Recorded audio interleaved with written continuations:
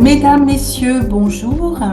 Ravi de vous retrouver pour cette nouvelle session dont le thème est la circulation. Pour aborder ce thème, voici le plan que je vous propose. Donc, nous allons voir rapidement ce système circulatoire, c'est l'anatomie. Ensuite, nous parlerons de l'insuffisance veineuse, c'est quelque chose qu'on connaît bien au comptoir. Une problématique liée à l'insuffisance veineuse sera traitée, ce sont les hémorroïdes. Puis, nous ferons une approche de entretenir le système cardiovasculaire. Nous parlerons ensuite d'une plante généreuse, nous verrons pourquoi, le ginkgo, et nous terminerons sur les cas comptoirs. Le système circulatoire. Alors rapidement, description donc de ce système circulatoire. Alors tout d'abord, un chiffre. Les artères, les veines, les capillaires mis bout à bout représentent une longueur, on va dire, de plus de 100 000 km. Impressionnant, n'est-ce pas?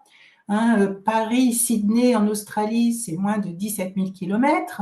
La distance Terre-Lune, c'est moins de 400 000 km. Et là, nous abritons un réseau qui mesure plus de 100 000 km. Alors, c'est sûr, on n'y pense pas, mais voilà, notre organisme abrite des choses absolument fabuleuses. Vous êtes d'accord avec moi?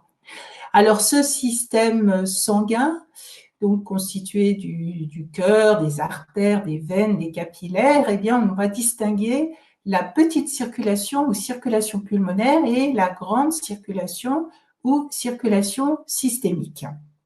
Alors, la petite circulation, donc, qui est très localisée poumon, cœur, donc en fait, il va s'agir de du cœur va partir une artère, l'artère pulmonaire chargée en dioxyde de soufre, et puis elle va arriver au niveau des poumons, va se recharger en oxygène, et par l'intermédiaire des veines pulmonaires, retourner au cœur. Voilà, ça c'est la petite circulation ou circulation pulmonaire. Donc cette recharge en oxygène.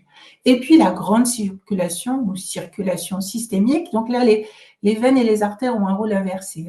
Donc là, pour cette grande circulation, eh bien, du cœur partent les artères qui vont irriguer tous nos tissus, qui vont être chargés d'oxygène et qui vont se charger de nutriments et qui ensuite vont être distribués au niveau donc, de chaque tissu de réseau de capillaires. Et puis ensuite, de ces capillaires partiront une circulation qui va se retrouver dans les veines, et ces veines qui vont retourner au cœur seront donc chargées de déchets et de dioxyde de carbone. On peut trouver associé au système circulatoire le système lymphatique, mais bon, ce grand système a aussi d'autres missions et nous allons évoquer essentiellement le système circulatoire ou sanguin. Alors, l'insuffisance veineuse que nous connaissons que trop bien, au niveau de l'officine, nous sommes directement touchés, nous, par ces problèmes d'insuffisance veineuse dû à la station prolongée debout. Donc, pour cette insuffisance veineuse, nous allons parler veines, nous allons parler capillaires, leur fragilité, et puis nous évoquerons les symptômes, les conséquences, et nous verrons comment nous pouvons aider ce système qui aura pu être fragilisé. Alors d'abord les veines, insuffisance veineuse, on parle de veine. Donc la veine, est constitué de 3 tuniques, il y a peu de muscles lisses et c'est un tissu qui est très élastique et qui se dilate facilement. Donc on évoquait l'insuffisance veineuse, principalement bien sûr des membres inférieurs. Vous imaginez la veine saine sur le schéma à gauche par laquelle remonte le sang des pieds jusque le long des jambes. Donc effectivement, quand on a une station debout prolongée, eh bien pour la veine, c'est un exercice qui est compliqué, qui est difficile. Donc elle va s'orienter vers la veine malade, se fragiliser. Donc il y aura l'insuffisance veineuse, et ça va être quoi? Ça va être une distension, une dilatation d'une ou plusieurs veines, et puis eh bien, ces valvules qui normalement se ferment et permettent au sang de remonter, eh bien, vont se fermer plus difficilement. Et voilà, tout ça résulte eh bien, de la stase veineuse qui se produit parce on peut être debout trop longtemps. Les capillaires. Donc là, les capillaires, ce sont des tissus, des vaisseaux qui sont très fins. Eux sont constitués d'une seule tunique et comme je vous l'ai évoqué, le capillaire, c'est une zone d'échange. Donc il y a des zones de capillaires, bien sûr, qui sont des vaisseaux tellement fins qu'ils se multiplient pour pouvoir distribuer nutriments et oxygène. Donc, vous voyez, ils ont ce rôle important de distribuer nutriments, oxygène et puis de récupérer dioxyde de carbone et déchets qui ensuite vont se retrouver dans les veines pour retourner au cœur. Donc, ces capillaires, on parle d'insuffisance veineuse, mais les capillaires sont également impactés. Donc, en quoi va correspondre cette fragilisation? Eh bien, il y aura une moins bonne résistance de ce vaisseau et puis une augmentation de la perméabilité, donc, qui va entraîner des fuites d'eau vers les tissus voisins. Et aussi, on peut imaginer que si les capillaires sont fragilisés, eh bien, les zones irriguées par ces capillaires vont aussi effectivement être fragilisées. Alors, les symptômes de l'insuffisance veineuse, il y a d'abord des choses que l'on ressent, les jambes lourdes, à la fin d'une journée, et puis quand il fait chaud, bien sûr, et puis les symptômes plus visibles, les jambes qui gonflent le soir, et puis l'apparition de ces varicosités, donc ces petites artérioles qui se dilatent et puis qui vont donc apparaître au niveau de la peau. Et en fait, il s'agit de quoi? L'insuffisance veineuse, eh bien, il va s'agir davantage d'un problème de contenant que de contenu. On a parlé de perte d'élasticité des veines, de fragilité capillaire. Eh bien, en fait, c'est ce tissu des vaisseaux qui s'abîme et qui va se modifier avec ces problèmes d'insuffisance veineuse. Donc, un exemple, il va y avoir libération du PAF, c'est pas le PIF, c'est le PAF, c'est un facteur qui active les plaquettes, donc il va se développer sous l'effet donc de ces perturbations et ça va être à l'origine donc de phénomènes d'inflammation, donc entretien de ce phénomène au niveau des parois des veines, et puis aussi davantage de radicaux libres qui vont être aussi libérés. Donc, toutes ces perturbations font qu'en fait, là, il va y avoir un remodelage au final de la paroi veineuse, et c'est ce qu'on va appeler ensuite l'insuffisance veineuse chronique. Donc, au début, on connaît ça quand on travaille en officine, on a mal aux jambes les premières années, puis après on n'a plus mal. Et bien en fait, c'est pas forcément que ça va mieux, mais c'est qu'il y a eu un remodelage de la paroi et voilà, donc il y a eu une fragilité qui s'est réellement installée. Alors bien sûr, il faut aussi tenir compte des autres grands systèmes. C'est ce système sanguin qui va irriguer tout notre organisme. Eh bien voilà, il faut qu'il soit en bon état pour aussi irriguer correctement les autres systèmes et inversement, il faut aussi que les autres systèmes, bien sûr, soient en bon état pour aussi que tous ces systèmes soient en équilibre. Donc, c'est vraiment important d'essayer de restaurer un équilibre général. Pas simple, on est d'accord. Alors, qu'est-ce que l'on peut proposer pour aider donc, lorsqu'il y a insuffisance veineuse, on a vu qu'il y avait altération de la paroi, et puis il y a donc, j'ai parlé des radicaux libres. Donc, ce stress oxydatif que l'on subit d'une façon inéluctable, il va être accru. Donc, davantage de radicaux libres en fait, les radicaux libres, ce sont des structures qui cherchent on va le faire très court, qui cherchent à rééquilibrer un déséquilibre au niveau électronique. Voilà, donc l'apport d'antioxydants permet à ces radicaux libres donc de se, entre guillemets, rééquilibrer et évite d'aller puiser pour essayer de retrouver un équilibre dans nos propres structures. Donc, vous voyez l'importance des antioxydants. Au passage, aussi une petite parenthèse par rapport à l'alimentation, qui est aussi, on parle de ce stress oxydatif inéluctable, il est important aussi au niveau de l'alimentation quotidiennement d'apporter ces antioxydants. Alors, si 365 jours par an, on mange frites, hamburgers et que l'on boit Coca-Cola, on n'aura pas le même apport en nutriments, en antioxydants que si tous les jours, on consomme des fruits et des légumes. Je ferme la parenthèse. Donc, quelques exemples donc, de plantes contenant des antioxydants. Alors, les antioxydants, ce sont des molécules. Vous avez dû entendre parler de polyphénols. Donc, c'est des structures chimiques particulières qui donc permettent de lutter, cette lutte contre les radicaux libres, donc par cette structure chimique particulière. Et donc, on va retrouver des types de molécules comme les flavonoïdes, les tannins, les anthocyanosides. Donc, toutes ces molécules sont de magnifiques antioxydants. Alors, des exemples de plantes maintenant, la vigne rouge. Donc là, on utilise la feuille. Donc cette vigne rouge est riche en flavonoïdes, en tannins, en anthocyanosides. Donc, est parfaite. C'est une plante facile à utiliser, pas de contre-indication, donc très très facile. Elle est parallèlement anti-inflammatoire, anti-œdémateuse, donc elle a beaucoup de propriétés très intéressantes. Une autre plante, le cassis, je parle de la baie. Donc la baie, ce petit fruit qui est coloré, et cette coloration foncée eh bien, signe la présence d'anthocyanosides, donc d'antioxydants. Et puis d'autres plantes riches en antioxydants, le ginkgo, nous reviendrons sur cette plante tout à l'heure, donc qui est riche en flavonoïdes, le raisin, donc la vigne, mais cette fois-ci le pépin de raisin. D'ailleurs, il y a une spécialité, l'endothelon, que vous connaissez bien à l'officine, qui est donc fabriqué à partir d'extraits de pépins de raisin. Donc, ce pépin de raisin est très riche en proanthocyanidol, qui sont des tannins, donc aussi à vertu antioxydante très importante.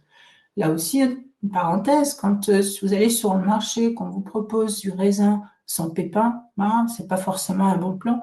C'est plus agréable à manger, pour les enfants surtout, mais voilà, on se prive du plaisir de croquer dans le pépin de raisin et de libérer ces proanthocyanidol qui vont être un apport d'antioxydants supplémentaires. Fin de la parenthèse. Et puis, nous parlerons de produits et on peut aussi ajouter dans les produits, en plus des plantes, des molécules toujours antioxydantes, la vitamine C par exemple, et puis la quercétine dont vous voyez la formule, c'est un polyphénol, vous voyez, c'est la formule caractéristique de cette grande famille des flavonoïdes. Et puis, on peut agir sur aussi la qualité de la paroi veineuse par une propriété de l'astringence. Donc, vous avez la feuille d'amamélis qui est très, très, très riche en tanins, et ces tanins ont cette propriété d'être astringents, donc particulièrement présents dans la feuille d'amamélis. Et puis, bien, vous savez, lorsqu'on a ce problème d'insuffisance veineuse, on a parlé d'œdème, il y a quelquefois de l'eau aussi qui nous embête. Donc, on peut accompagner aussi les plantes que l'on a vues antioxydantes avec des plantes diurétiques. Ça va permettre des drainages aussi. Donc, je vous cite comme exemple la grande ortie. On utilise les parties aériennes. Le gaillet gratron, la piloselle, toutes ces plantes diurétiques.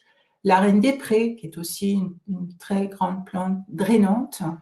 Et puis le cassis, mais cette fois-ci, c'est pas la baie, c'est la feuille. Donc, vous savez que selon la partie utilisée, nous n'avons pas la même composition dans une plante.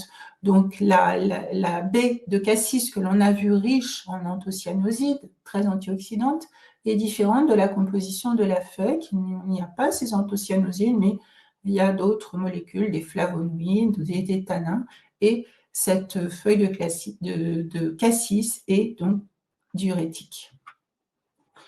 Et puis, on peut aussi agir sur cet œdème local.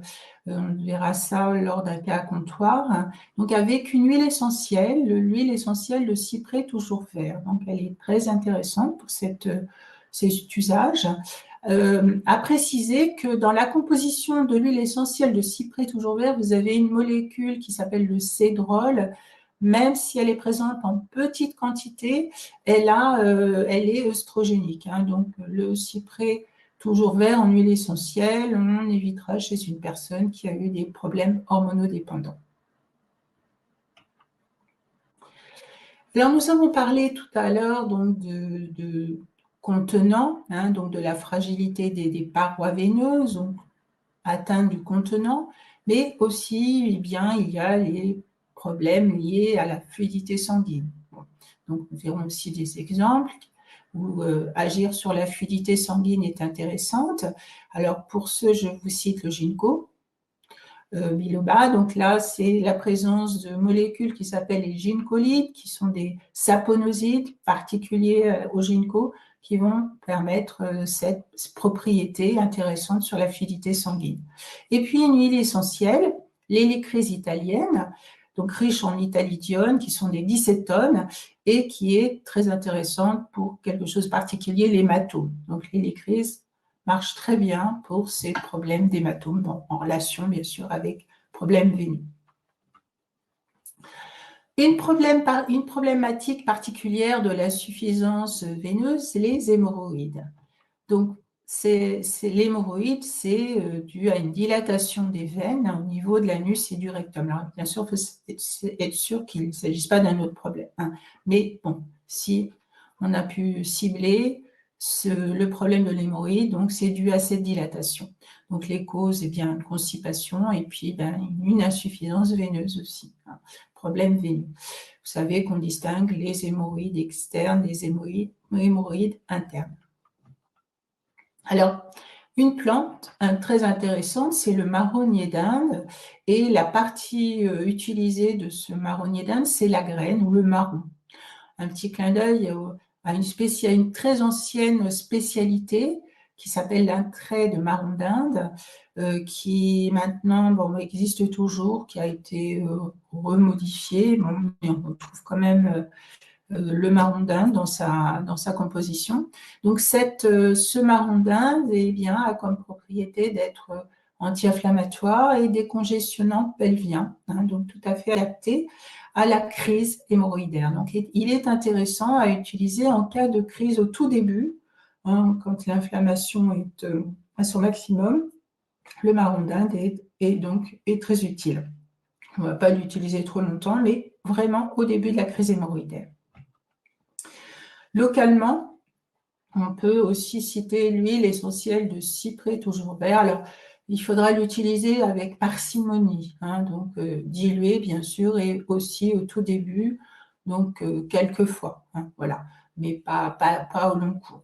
Et puis, nous verrons aussi des cas où on ne peut pas utiliser d'huile essentielle, mais on pourra utiliser une huile végétale de calophylle, très intéressante aussi sur tout ce qui est problème de circulation, et diluée, parce que l'huile de calophylle est un peu épaisse, elle peut être un petit peu irritante, donc il est tout à fait possible, pour un meilleur confort, de l'utiliser diluée dans une autre huile végétale, par exemple l'huile végétale d'amande douce. Le système cardiovasculaire. Alors là, on est sur un autre plan. Il n'est pas question, bien sûr, de prendre en charge une pathologie cardiovasculaire, mais bon, on ne peut que constater qu'avec l'âge, aussi, notre système cardiovasculaire se fragilise, on gère moins bien certaines fonctions, donc on peut s'aider, voilà. Je vous le répète, hein, il ne s'agit pas de soigner, ce n'est pas notre rôle, mais on peut prévenir et, voilà, entre guillemets, entretenir d'une façon intéressante ce système cardiovasculaire, et ceci avec deux plantes que l'on va redétailler, l'aubépine et l'ail noir. L'aubépine, c'est considéré comme la plante du cœur. Des travaux montrent qu'elle a une action sur certains mécanismes au niveau du cœur. Alors, bien sûr, hein, je le répète, il ne s'agit pas de se substituer au médecin, mais voilà, cette plante peut permettre d'entretenir, hein, elle peut être prise régulièrement et va favoriser, améliorer cette activité qui, dans le temps, peut aussi se fragiliser. Une autre plante, l'ail noir. L'ail noir, alors d'abord une précision sur l'ail noir. C'est de l'ail blanc, hein, c'est pas une espèce différente, mais c'est l'Allium sativum. Ce bulbe a été conservé pendant un certain moment dans des conditions d'humidité et de température particulières qui vont faire évoluer sa composition. Et donc, il va d'ailleurs devenir plus foncé, hein, c'est pour ça qu'on appelle l'ail noir. Et en fait, cet ail noir, et on ne connaît pas les raisons, hein. C'est les travaux qui ont mis en évidence ce changement de composition. Et en fait, cet ail noir va devenir particulièrement riche en antioxydants, donc particulièrement intéressant. Il va garder aussi les propriétés de l'ail classique, c'est-à-dire agissant sur la fluidité du sang, agissant sur une meilleure gestion des lipides, des glucides. Vous voyez, donc là aussi, c'est une plante intéressante quand on avance dans l'âge pour aussi aider à maintenir nos performances au niveau de nos métabolismes. Une plante généreuse, le ginkgo. Alors pourquoi une plante généreuse? Eh bien, ce ginkgo biloba, dont on utilise la feuille, en fait, hein, les travaux ont montré qu'il agit à tous les niveaux. Il agit sur les veines, il agit sur les artères, il agit sur les capillaires. Donc, en fait, au niveau des artères, il est vasodilatateur artériolaire. Au niveau des veines, il est vasoconstricteur veineux. Et au niveau des capillaires, il améliore la résistance, il renforce la résistance des capillaires. Donc, vous voyez, il agit comme il faut à tous les niveaux de ces différents vaisseaux. Donc, c'est une plante généreuse. Et donc, il va agir sur le contenant, hein, on a vu, riche en flavonoïdes, donc sur la paroi veineuse, aide au maintien de la qualité de la paroi veineuse, et aussi sur le contenu, hein, on l'a cité, dans les plantes qui fluidifient le sang, et bien sur ce médiateur de l'agrégation plaquettaire dont je vous parlais, le PAF, et bien il inhibe ce médiateur et donc voilà, favorise aussi la fluidité en limitant l'agrégation plaquettaire qui peut être délétère. Et le ginkgo n'a pas qu'une action au niveau du système sanguin proprement parlé, mais il a aussi des propriétés intéressantes pour tout ce qui est au niveau du système nerveux central et il améliore les facultés cognitives. Vous connaissez tous le Tanakan qui est un extrait particulier de ginkgo. Il a été prescrit très longtemps, il était remboursé avant pour les jeunes personnes qui sont depuis peu dans la profession. Bon, vous le connaissez, le Tanakan pas remboursé, mais avant il l'était et donc il était prescrit très régulièrement chez les personnes âgées pour améliorer donc la mémoire, pour améliorer ses facultés cognitives. Et puis un petit clin d'œil aussi sur l'appareil ORL. Et il peut aussi, des travaux montrent aussi qu'il peut améliorer des problèmes liés aux acouphènes lorsque c'est d'origine vasculaire. Donc, vous voyez, ce ginkgo a vraiment une action complète à différents niveaux. Alors, comme tout produit, bien sûr, il y a des précautions. On a vu son activité sur la fluidité sanguine. Alors, en plus, en ce moment, il y a certains phlébologues qui parlent de chirurgiens qui ont remarqué qu'ils avaient des problèmes quand ils opéraient quelqu'un qui était sous ginkgo. Bon, déjà, ça prouve que quand même ça marche, hein. Mais bon, évidemment, si une intervention chirurgicale est prévue, on peut lire qu'il faut arrêter 3-4 jours, allez, mettons 7 jours, comme ça, on évite vraiment tout risque. Donc, avant une intervention chirurgicale, on arrêtera le ginkgo, la prise de ginkgo. Évidemment, après, le problème, c'est quand il y a une intervention d'urgence. Mais ça, si une personne est sous AOD ou sous antivitaminical, le problème sera le même, hein. Bon. Et puis, on a vu l'impact au niveau du système nerveux central. Donc, ça pourrait perturber certains traitements. Donc, attention, si avant de conseiller du gynéco, on s'assure que la personne n'est pas sous antidépresseur, sous benzodiazépine. Et puis, donc là, il faudrait voir avec le médecin et donc la prise de gynéco soit cadrée. Et puis les anticoagulants, bien sûr, nous avons vu pour quelles raisons aussi. Il faut aussi faire attention si une personne est sous anticoagulant. Alors, je vous remercie d'avoir été présent. Et puis, je vous souhaite une bonne après-midi. Et puis, n'oubliez pas, voilà, la contention, si vous êtes à l'officine cet après-midi, parce que c'est vrai qu'il commence à faire très chaud, et la prise de nos plantes qui vont compléter l'action de ce port de contention. À très bientôt.